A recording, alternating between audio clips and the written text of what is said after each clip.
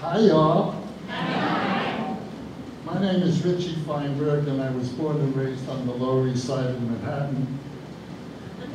1944, I was in the 4th grade. And I promised my mother and the principal and myself that I would behave, because from kindergarten on I was in trouble. My mother visited the principal very often, and she got to know her well.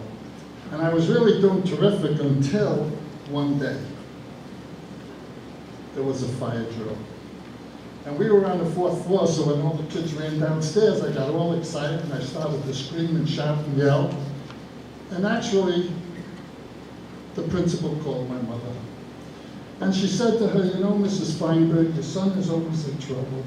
And I have to warn you that I'm going to have to do some disciplinary action with him if he doesn't behave in the future.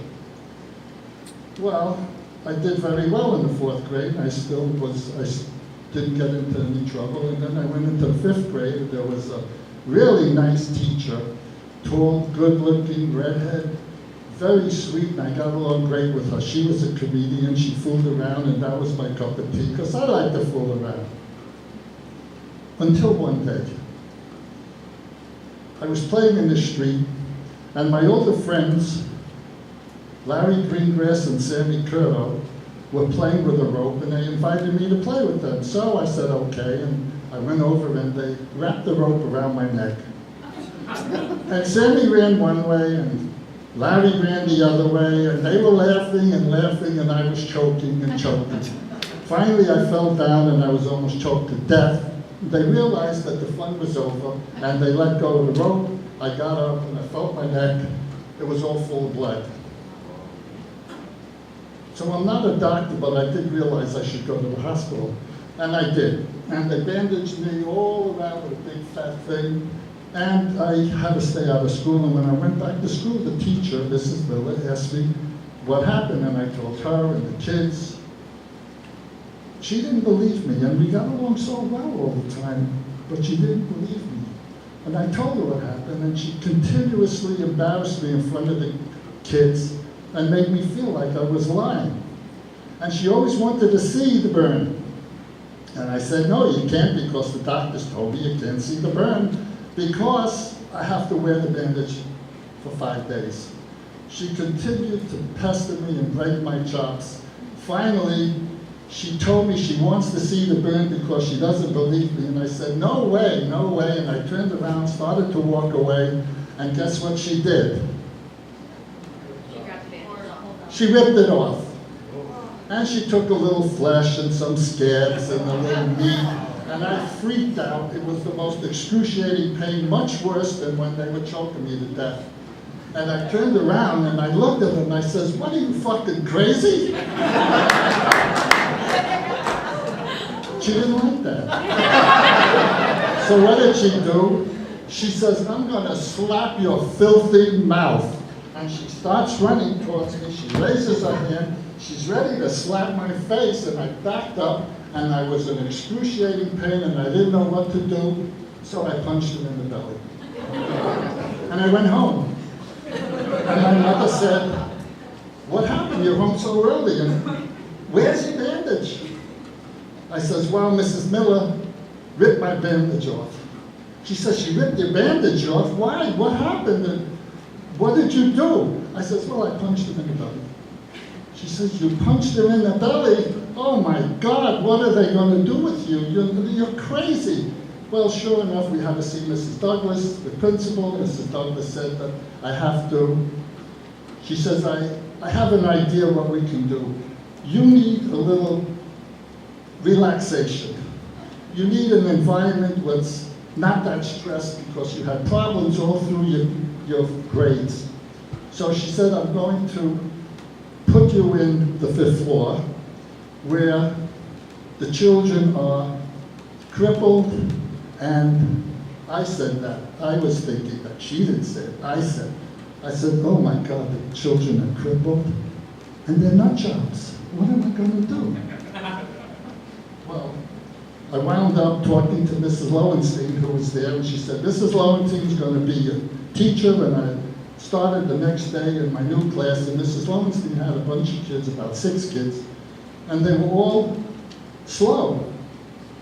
And I wanted to jump up and run around. I had to sit in my seat, wait till she came to teach me something.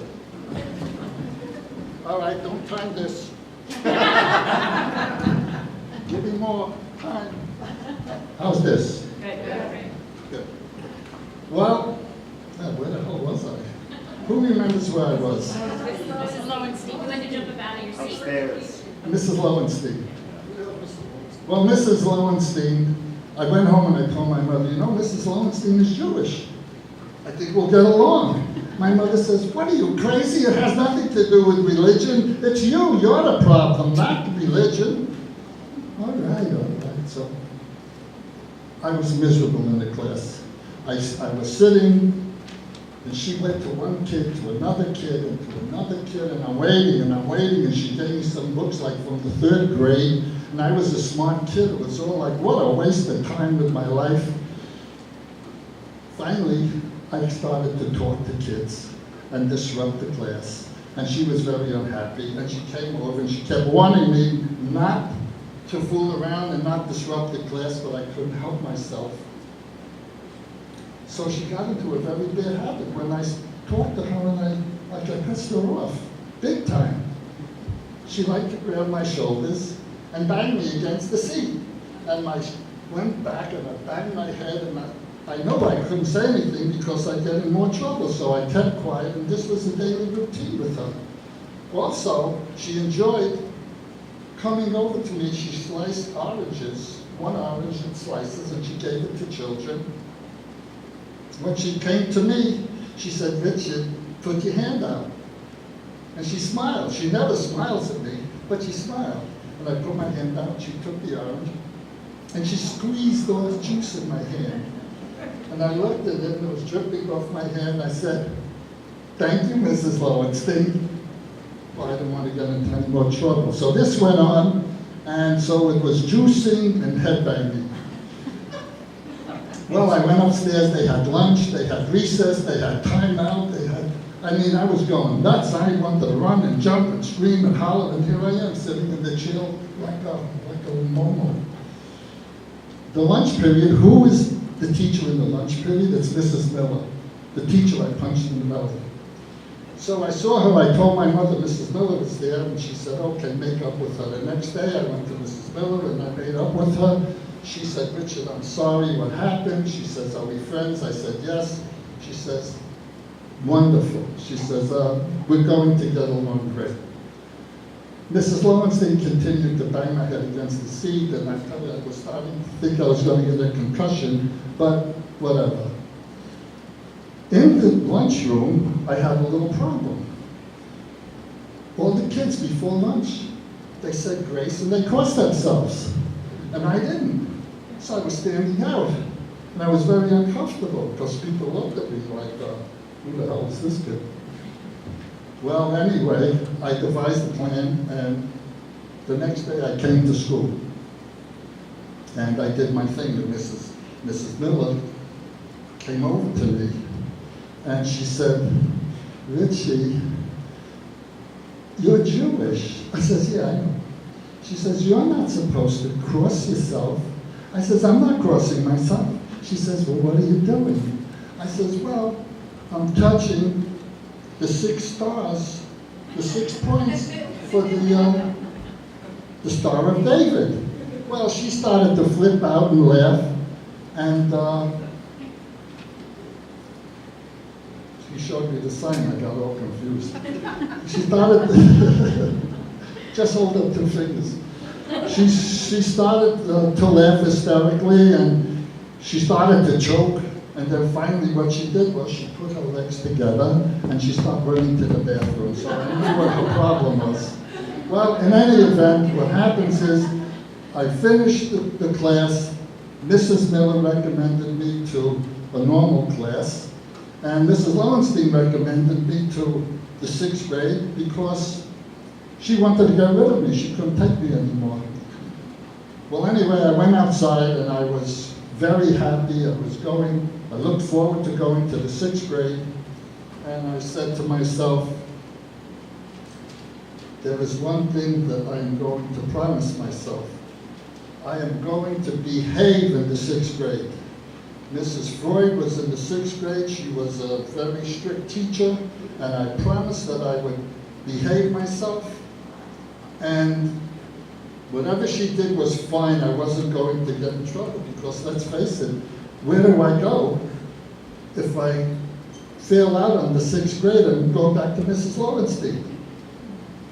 And I didn't want to go back to Mrs. Lowenstein because I was tired of the juicer and the headbanger. So I decided to look up to the sky. I was outside, and I said to myself, I'm not going to worry about all this stuff. You know, that's in September. And I looked around and I said, it's a beautiful day. It's September. It'll be September when I go back to school.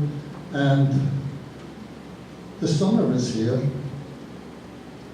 And I'm going to have a good time, so let the fun begin.